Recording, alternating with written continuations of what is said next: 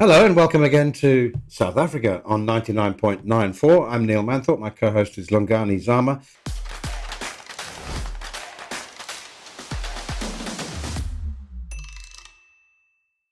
And in this episode, we're going to be looking ahead to what South Africa, what cricket there is coming up in South Africa, what the national team will be doing, and casting our thoughts forward to World Cup again. We're going to be on World Cup watch now for the next 2 or 3 months, pretty solidly.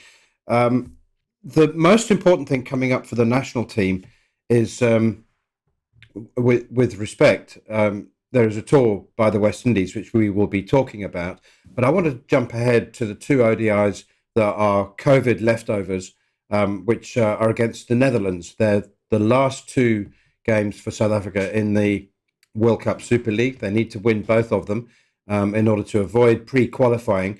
And the reason I want to start with that, Sams, is there's been a lot of talk about how many of South Africa's players will actually be available for those games. I mean, there are as many as 8 or 9 and a minimum of 7 who are likely to have high-profile, high-paying contracts in the IPL. And we've already seen from last year, the choice is a Hobson's choice. I mean, there isn't a choice, is there? If you've got an IPL gig, you're not playing for South Africa. So there could be as many as 9 changes from ostensibly a first choice team to play against the Netherlands. What if they lose? What would the ramifications be? Yeah. Before I get on to the Netherlands, I just want to say to anyone watching that is in fact Neil Manthorpe. Along with reviewing the episode, there is a new special that is running where you can rate, review, and comment on every hat worn on 99.94 South Africa. He's obviously made a strong start. But yeah, would love to know your thoughts. Obviously, I've played it quite safe, but Manners has, yeah. I know they've been shelling out bucket hats in all sorts of cricket competitions around South Africa, but that is outstanding. And the color coordination with the glasses and the wall is, you are a sight to behold. But onto cricket matters. Yeah, it is a worry. And it is a worry every time South Africa have fixtures around April, because that the players have other engagements, more pressing engagements. And the last time we played Pakistan, and Temba made a plea that people had to think about their country, and every single one of I think it was 7 players that year, they had their meeting and they said, if one of us is going, we're all going. Otherwise, we're throwing everyone under the bus. And they all went. And that is something that South Africa signed a deal ages ago. So it's not even something that you can necessarily throw on the players, because this was an agreement made between boards to say that we'll never stand in the way of South Africans who are signed for the IPL. Players work under that proviso. So you've got to really trust the depth of South African cricket to step up. And ordinarily, you wouldn't be too worried about beating the Netherlands in 250 over games. Of course, there's some very recent scars. The ramifications are pretty clear, and they'll be even clearer by the time that series comes around, because we would have known what happened in New Zealand. Now, if South Africa is as simple as win the series, you go to the World Cup, I think that's enough motivation for players and coaches alike to make absolutely sure that they get the job done, regardless of what is available. And there will still be enough quality in the system, you would think, to get past. The only worry would then be weather. But you should, having learnt the lessons from Australia, you should be able to get past the Netherlands in a 50-over series. If you don't, quite frankly, you don't deserve to go to the World Cup. Yeah, I endorse that. I love it when I'm naive. When I find myself being naive and having naive thoughts. I love it because it means I'm not getting as old as I think I am, and my passport suggests I am. I I felt very naive when I saw and read and then had to talk about the fact that England are doing without players for franchise gigs. David Willey and Alex Hales asked not to be considered for selection for England's white ball tour of Bangladesh. And I just naively thought that it was the small seven nations that couldn't compete with the payments on offer at franchise gigs, but it's not.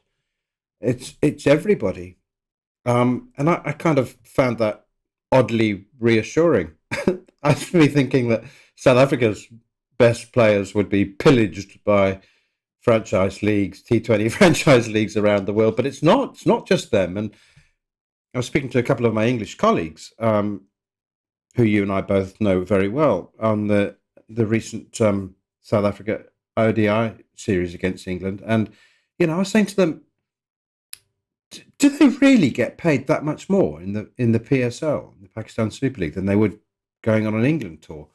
And they were saying that'd be 4 or 5 times as much. I was quite shocked. I mean, that's so. Yeah, everyone's battling the same problem.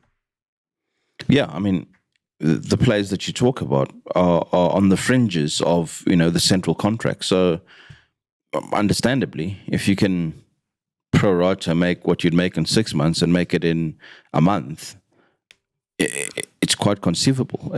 So it is a battle that almost all, outside of India, who don't have to play any of the domestic cricket in the world or can't. And why would you when you're getting paid millions of dollars?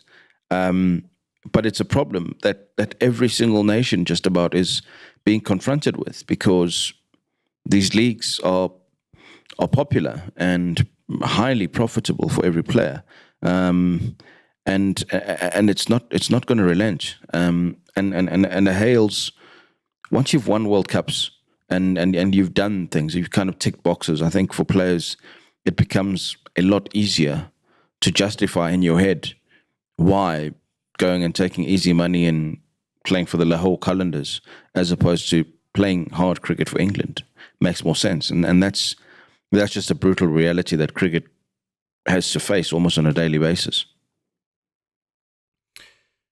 I was going to ask you about the West Indies tour, but I think we should take a short break first. You're listening to Cricket's Conversation on 99.94. Whatever your team, we have the show for you on podcast, YouTube, or on the 99.94 app. We have India, England, South Africa, West Indies, and now Sri Lanka covered. If you want to find us, the best way is to follow us on social media at 9994DM by downloading the 9994 app or Google 99.94 on podcast. We speak cricket. So, national cricket against franchise cricket. I described it as a battle. I'm not even sure that it is anymore. I think that everybody just needs to make peace with the situation. If a player comes along and says, "Look, they're paying me, my contract's worth 100,000, and if I go on tour with England, it's worth 20,000." So, doesn't matter what age you are, does it? I mean, I was going to say if you're 25 years old and you're making your way and you've got to capitalize on your playing career as much as possible, doesn't matter. If you're 35, then your playing days are coming to an end and you still got to capitalize as much as possible. So age doesn't make a difference now, I don't think, unless perhaps you're, I mean, I would imagine that as captain, Joss Butler was talking about his frustrations that he's not having his full squad available. So that's from a captaincy perspective. But, Joss Butler must be a very, very wealthy man. He's being paid $500,000 for a month at the Pal Royals. So, yeah, I mean, we talk a lot about money, and I think that we should, because it probably isn't spoken about honestly enough. Your final word on that? I've always had this theory that the best coaches are those that don't need the job.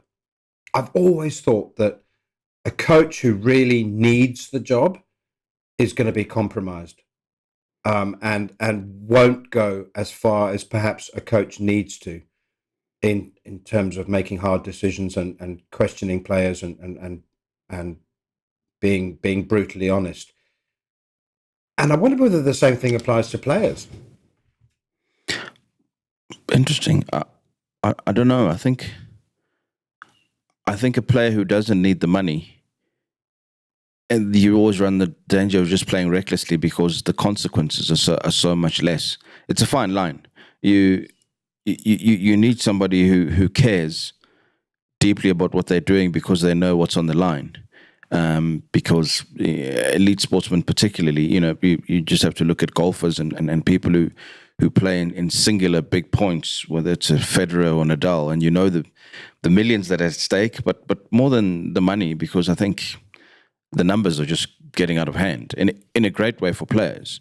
But it's not so much the numbers as the prestige. So you push the money aside and you care about, you'd think, winning the World Cup and winning the Ashes or winning important series. You care about that more than the financial reward that you're going to get for winning the Pakistan Super League. So it's that economy of hard, cold cash and deep sentiment. And I think, the English colleagues that you spoke about, they came out here not so much worried about how England did in this series. I think the bulk of them came out to see how Jofra Archer would fare in a series. And when he took 6 in the final match, that was worth the trip alone. So they've not come here for the purposes. I mean, even all those costs of flying all of them over and booking them for a week wherever, it was justified in being able to have a one-on-one with England's premier fast bowler afterwards and finding out his thoughts, finding out how he feels for the season ahead. There's an Ashes, there's a World Cup. That national sentiment and that care for where he is, because it means so much to England to have him fit and firing, is more important than an inconsequential series against South Africa for the World Cup because you've already qualified. So it's those sort of blue ribbon events that you hope that players get up for.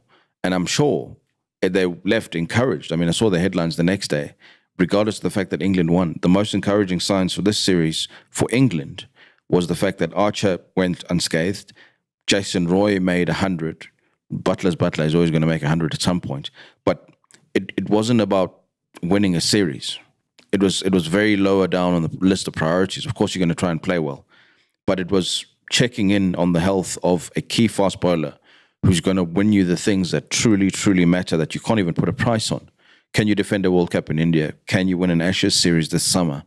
You're going to need Jofra Archer to do that. So it's very interesting to see how players and boards, quite frankly, prioritize. And I think South Africa can learn in terms of almost turning a blind eye. I mean, Jofra Archer can go and play SA20 or whatever. England couldn't give two stuffs. As long as you're available for this series that happens to be in South Africa in the middle of it, and you're showing the right signs and we're measuring you every single performance to see how you are physically, you've got to imagine Rabada had a system where he's got a bit of leeway to go and play free hit cricket in the Caribbean or wherever. But when we play India in a test series and when we are weeks away from an ICC event, your time is hours and hours alone because you're a national asset. You've got to start treating players with that independence, I think, because when the rules around rigid national contracts are going to soon fall away because the money around a national contract just doesn't justify players losing all that independence and that financial freedom that they can get by just accessing their full calendar. And England have been very mature about it and said, look, we're going to trust you not to burn yourself out, and we're going to tell you when you think you're doing too much. But otherwise, we're not going to stand in the way. I mean, you came to England to play cricket to make money in the first place as Jofra Archer. Why now, when you're here, would we try and limit that earning potential when we know what we have and we know the series that are most important to us as a nation and hopefully to you as a player that go over and above money? If you want to make money in the meantime, go ahead. Which is why Reece Topley and Willie and all these other players are in the system and they know that they're somewhere in the pecking order and there's going to be gaps to play because they've got about 10 fast bowlers who could go and play a combination of Test cricket, one-day cricket, and T20.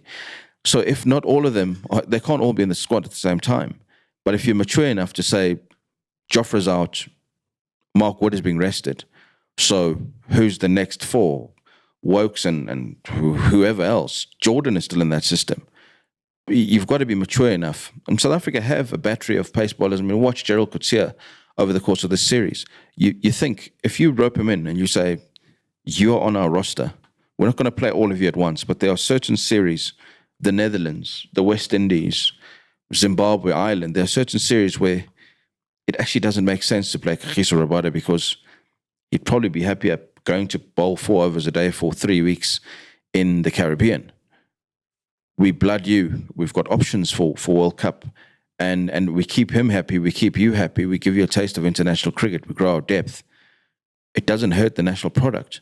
You've got to start being a lot more pragmatic about how you manage the future earning potential, but also the winning potential of your team by keeping your best players happy. So I hope I've answered your question. Yes, you have. I was distracted by your mentioning of the cost of sending all of those English journalists out for 3 ODIs, which meant nothing to England at all. And it was, I think there were 7 or 8 journalists who came out from England to cover that tour. And one of them was in the Free State for the first time in his life. Actually, I think most of them were in the Free State for the first time in their lives, but one of them was in South Africa for the first time, and he was in Bloemfontein, and he popped. His hotel was next to a little small supermarket, and he popped out to buy a sandwich, and he was so confused by the price of the sandwich that he WhatsApped me to ask what the catch was. It was £12.50, which is about 60p. He said, you cannot buy anything to eat in England for 60p. It was a sandwich. It was like a cheese and salad sandwich. So he WhatsApped me to ask what the catch was. I'll tell you what, the same sandwich in Cape Town would have cost 50 rand. Yeah. Well, look, since we're speaking about the spending habits of these English tourists that came to South Africa for a week, one of them is making a very interesting habit of calling me up and trying to find out what golf I can organize for him just before he flies home. The last time they were here, they went off to Royal Cape. And this time he landed early in the morning on the Thursday, I think it was, and we snuck him onto Royal Joburg and Kensington. So I'm just hoping that the stars are going to align and one day I'm in the UK and I can also play some of these royal courses like Royal St. George's or, you know, I'm banking on it because you do these favors in advance, and regardless whether it's £12.50 a sandwich or £12.50 a sandwich, when you're the host, you're the host. So I am keeping score, but they all seem to have had a very good time in South Africa, the cricket notwithstanding. They did. It's always good to go back to the Free State. I don't think we go there often enough. I was supposed to be asking you about the West Indies. We'll talk in detail about the 3 formats of the West Indies series, but before we take our second break, give us an overview. The West Indies are in Zimbabwe as we speak, and they then come down to South Africa for 2 tests, 3 ODIs, and 3 T20s. Your overview, are you underwhelmed by the prospect, or are you quite excited by it? No, I don't think you can ever be underwhelmed by the West Indies coming. Especially when they play all formats and they're not just playing white ball. It's encouraging, and I've watched great interest. Chandimal making his maiden Test century.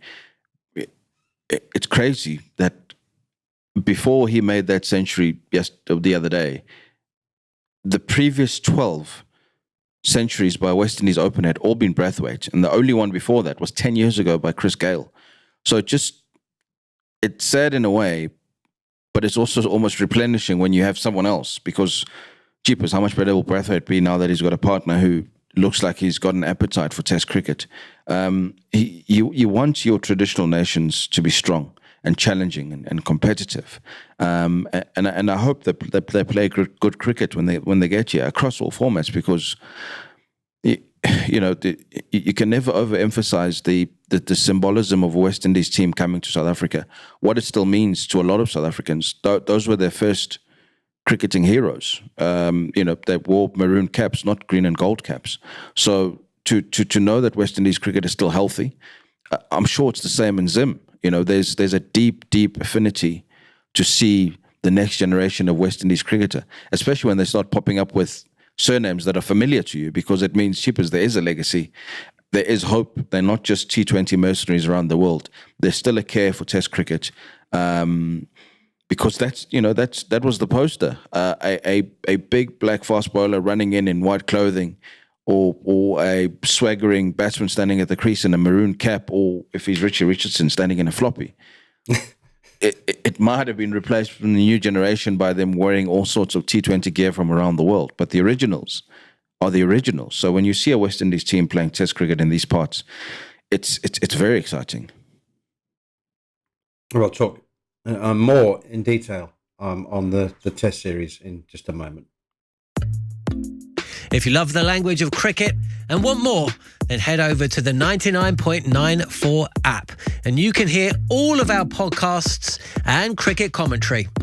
We're adding new shows all the time and covering cricket series from all over the world.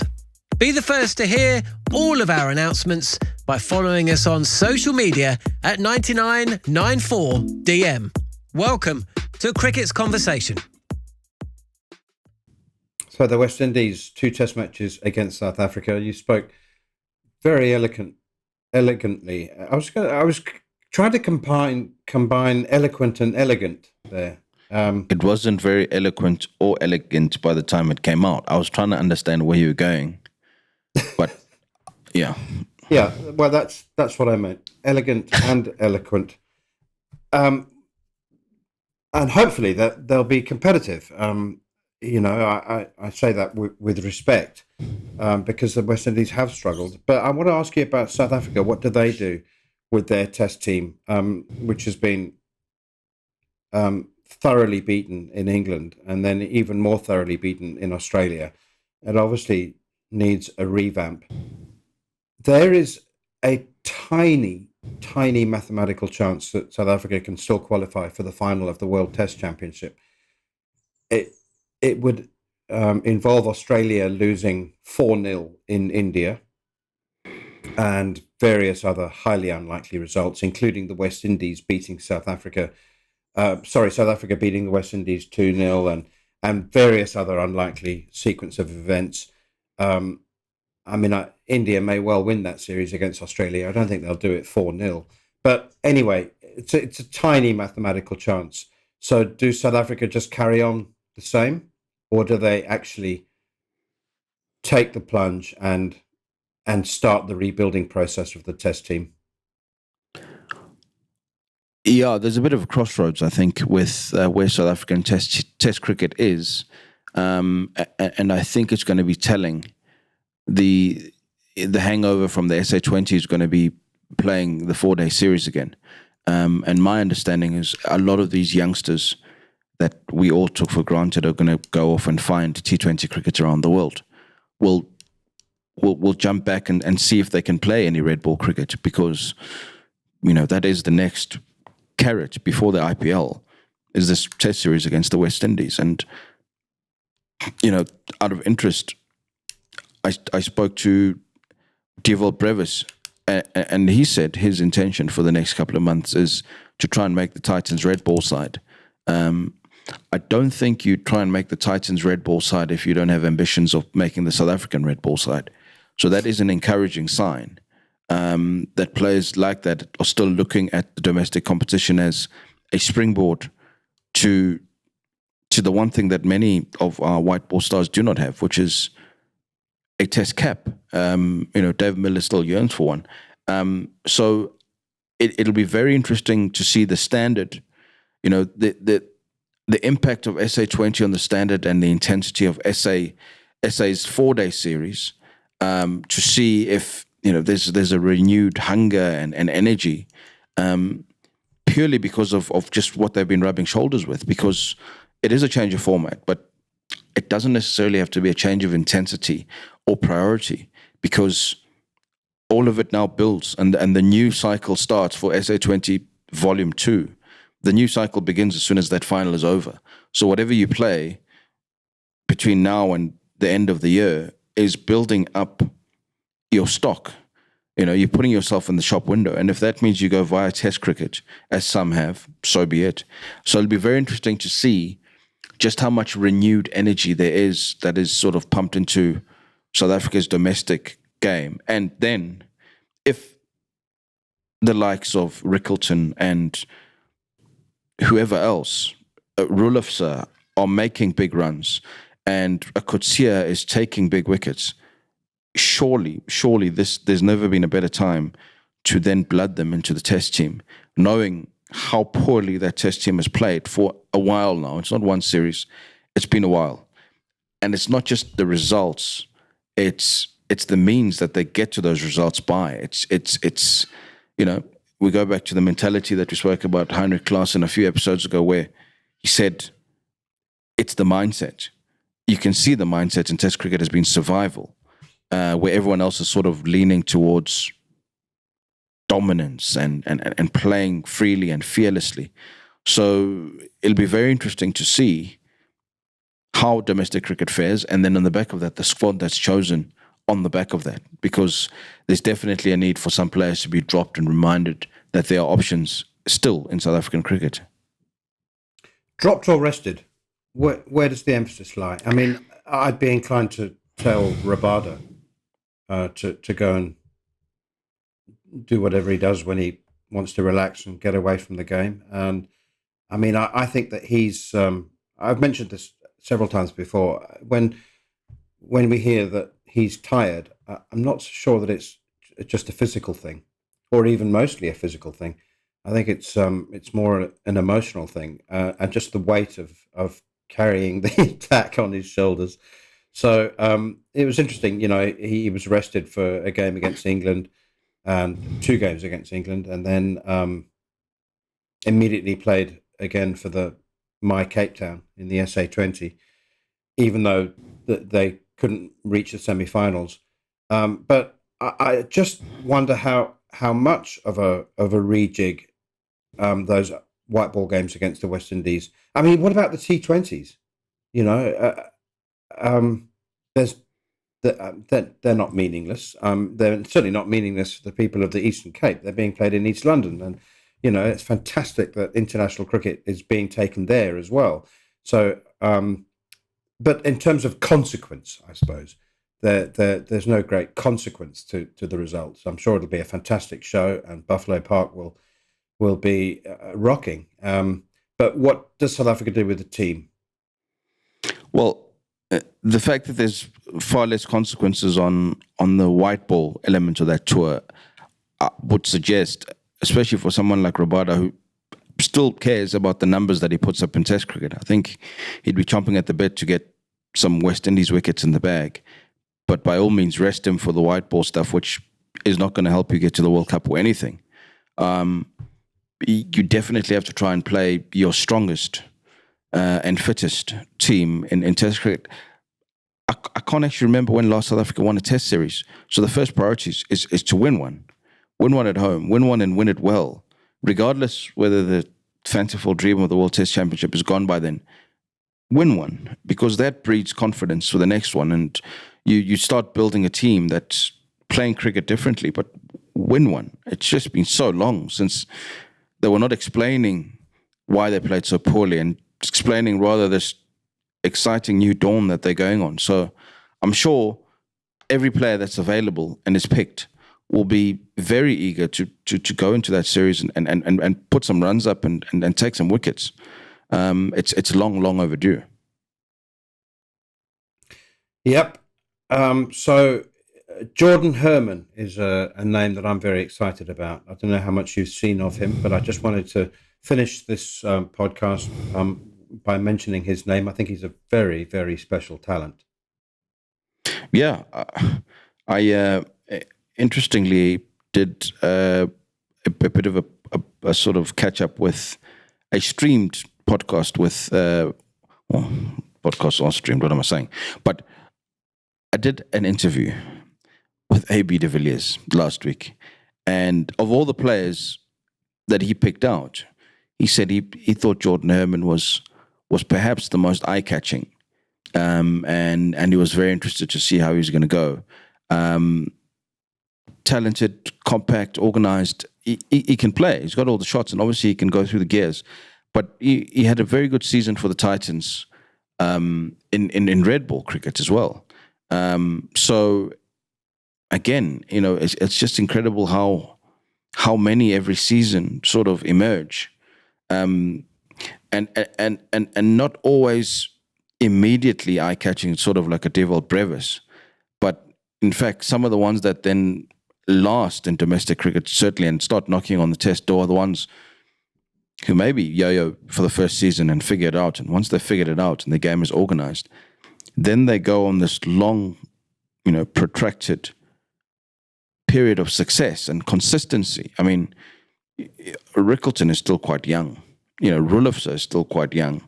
Desorzi is technically still quite young. Malan is technically still quite young. They're there. There's a jump, and once you figured it out, and I think last season Jordan Herman might say that he's kind of figured it out, that he belongs at this level, because again, that mental state of saying that I'm not playing against men and I'm a boy. I'm playing against people that I'm competing with, not just for this game, but for national honors. Once you can see the sort of shoulders swell up and players take their place and look comfortable.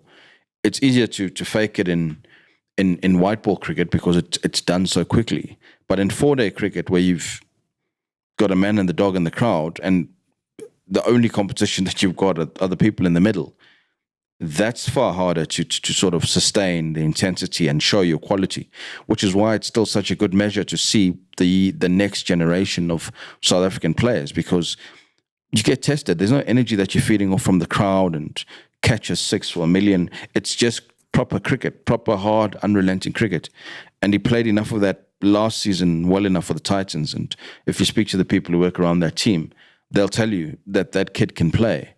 So it'll be interesting to see how on the back of this, SA20, he goes back to domestic cricket and how he finishes the rest of the season. Yeah, I definitely want to be excited about. And I think he's very, very level-headed as well. Okay, we're going to have to coordinate our next few podcasts very, very carefully because, believe it or not, I fly to New Zealand tomorrow to commentate on 2 test matches between the hosts and England. For TalkSport. It's a long way to go for 2 test matches, but I'm seriously excited about them. Bazball goes home. How do you think they're going to go? Well, first of all, it better not rain, which is always... Because then Bazball will feel right at home. England playing in the rain in New Zealand. Yeah, but it should be a good series. I mean, it's 2 very well-matched teams. New Zealand at home are very difficult to dislodge. So I'm looking forward to it. The early morning wake-ups sounds like it might be even earlier to try and record a few podcasts. But on the very next one, before we get to England, we'll be talking about the Women's T20 World Cup that starts in a couple of days in South Africa. And a week yesterday, the very first Women's Premier League auction is going to happen, and it's going to be very interesting to see the numbers that come up and which players from where lives are instantly changed and they get their biggest payday. So there's some interesting thing happening in the women's cricket, and I think it's somewhere around Valentine's Day that we'll do our next podcast. So it's probably fitting that we focus on the women's game because they're getting a lot of love from international cricket community finally, and it's exciting.